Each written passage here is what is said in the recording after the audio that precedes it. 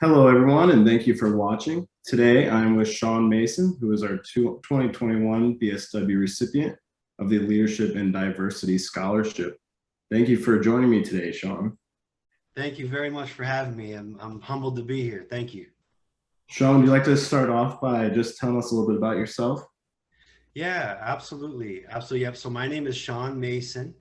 Currently a senior at Oakland University pursuing my BSW. Pretty diverse background, Marine Corps out of high school. Got out, I got a bachelor's in criminal justice. Started working in juvenile detention. Saw a lot of dysfunction within that system. And then I moved more kind of to the private sector, where eventually I found my way back to the world of academia, and here I am pursuing my bachelor's in social work. So Awesome, that's great. So you kind of touched on it already a little bit about your process and journey of getting here. But why did you choose to pursue a degree in social work? yeah, service is a really big thing to me. Serving the country, serving my state, serving my community in whatever capacity that I can. Really kind of feel a sense of duty in that regard. And, for me, it was kind of a choice between teaching and social work. And, I was talking to my wife about it, and, I kind of thought that social work really gave me the chance to teach someone something that may benefit their life in some way. And being able to work within that capacity was, fit really in line with kind of my sense of service. And then once COVID hit, it became so apparent how much need there's going to be in our community. So, that really instigated my desire to, jump in and get to work helping people. So. That's great. So what areas you've gone throughout your social work academia, as you said, what area of social work has kind of piqued your interest the most, or they found yourself being most passionate about? Sure. So I love every element of social work from micro to meso to macro. So really the advanced generalist approach is where I'm most passionate, because I think that, being able to focus on the individual, while also understanding the network and systems that individual has to function in, is really kind of at the crux of what social work is. So being very well informed in both the individual practice as well as the systemic and more macro issues. I really feel like that's where my passion is kind of a combination of the two. Very awesome. Um, Again, touching on academia and things that you've been going through in your curriculum, what have been some of the main takeaways that you've taken from your social work program? Yeah, so part of what I'm doing right now in my internship is I'm taking crisis calls for people that are experiencing homelessness. So, really, kind of my main takeaway is the level of need that's out there. How many people are suffering with, severe pervasive mental illness, substance abuse, fleeing domestic violence. So really my main takeaway is that there's a huge need throughout all of our communities. And that's really where I think, social work as a profession can help lift a lot of people up and change society for the better. Yeah, I would have to agree with you. Um, Getting away from the school side of things and social work side of things and about yourself, how do you practice self-care, especially right now, like you said, with everything going on? Yeah, so self-care for me is I kind of equate it to the feeling where, I'm sure we've all been there where we didn't do our homework or do our reading and we're going into class unprepared. You know, that feeling of anxiety is you know, very hard for me. So for me to start, you know, for my self-care process, it's really staying on top of my schoolwork, my readings, you know, all the other obligations that I have, because, you know, once I'm ahead of the game when it comes to schoolwork and that, it really reduces my anxiety a lot to where I am able to focus on those other elements of my life, you know, maintaining physical activity. So really, I think staying on top of schoolwork, and then in addition, you know, I'm blessed to have, you know, family and friends around that love and care for me. So really taking time to talk with my family members, spend time with my family and friends. I found that very beneficial, and, you know, reduces my overall anxiety as well. Awesome. Moving on into more so about this scholarship.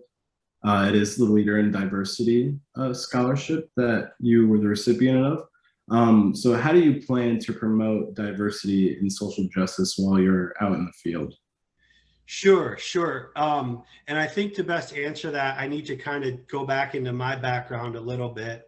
I'm originally from a very rural, very white area, where came face to face from my earliest days with both overt and covert racism.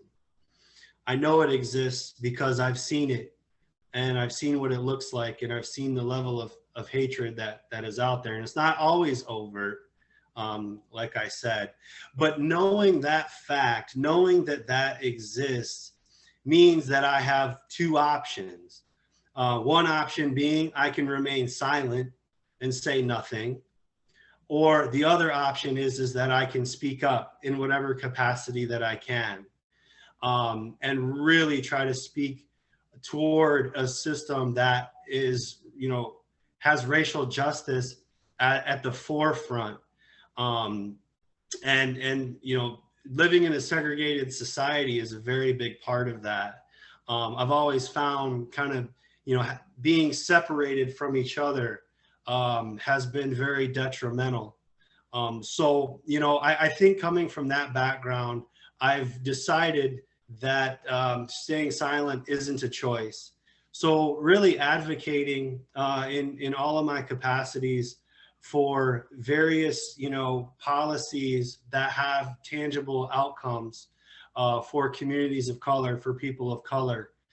Things like, you know, eviction expungement, you know, trying to build a system where, you know, we can get evictions knocked off of people's records, because, you know, if you're in the field of you know, homelessness or you know, anything like that, I think we all know that when an eviction stays with you, it really limits the capacity of what you can do. And I think we're in a society where we've decided that, you know, mistakes in our past shouldn't necessarily carry with us throughout our entire lives.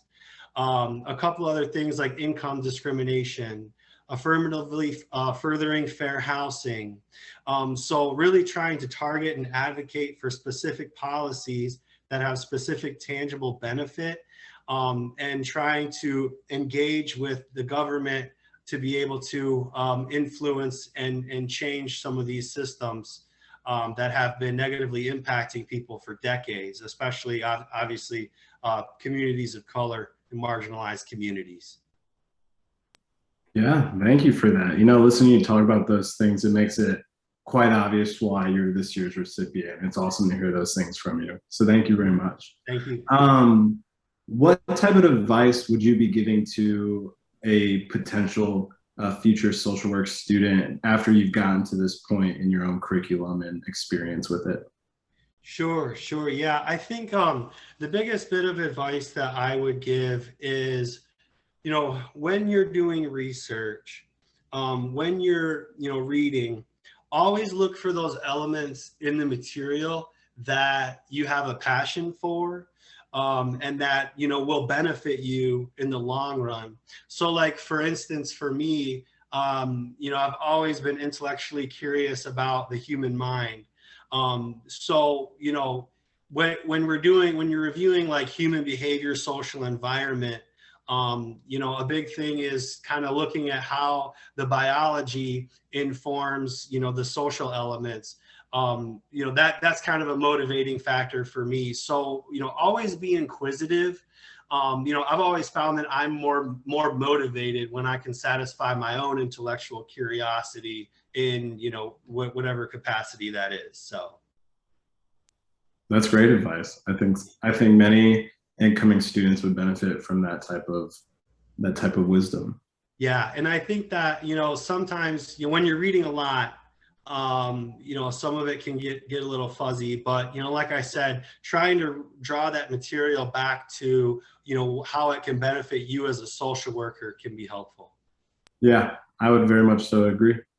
So finally, our final question for you today is, what are some of your personal professional goals post graduation?